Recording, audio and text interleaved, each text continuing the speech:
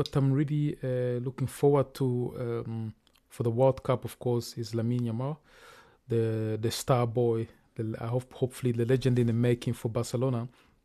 This is going to be his first World Cup as an 18-year-old. So I'm really curious how he's going to perform. But I really hope he will do good, especially like how he did with the Euros. And if you all remember correctly, the goal against France, this was really incredible.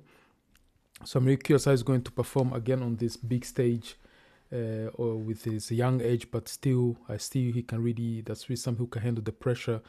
But now even more eyes are going to be on him, especially if you see what kind of season he had. Especially now he has been LaLiga Player of the Year with 16 goals and 12 assists, so 28 GA in 28 games. So he's been really making steps each year, really growing and also maturing. And so that's really one of the big steps, one of the big things I'm going to be watching out for the coming Euros. So I'll see how he's going to perform.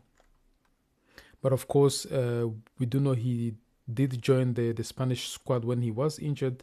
But I've already seen some training, what he's still doing. I think most of them he's not finishing them. I think he's just now doing 50%, which I do understand. They're still taking easy on him to make sure he can start up. I don't even know if he will play like the full game. I expect him to play maybe like the second half, depending on how the season will be going. So that's going to be really an interesting fact. But also now, since we're speaking to Spain, let's see what will be the first game of the Spanish squad. Spain World Cup schedule.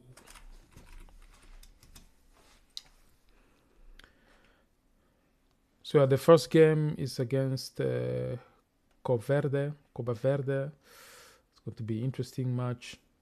I do expect that they should win this one. And there's going to be the second game is going to be on 21 of June against Saudi Arabia, and then 27 against Uruguay. I expect this one to be a tough one because Uruguay is quite physical. So I'm curious how Lamine is going to perform on this one, which is really quite a physical game. But I do expect him to handle himself correctly, especially if I see how he plays in Spain. Okay, maybe Spain is not really that physical, but they do have some teams coming up to him, and he's always triple marked, so I expect him still to perform great.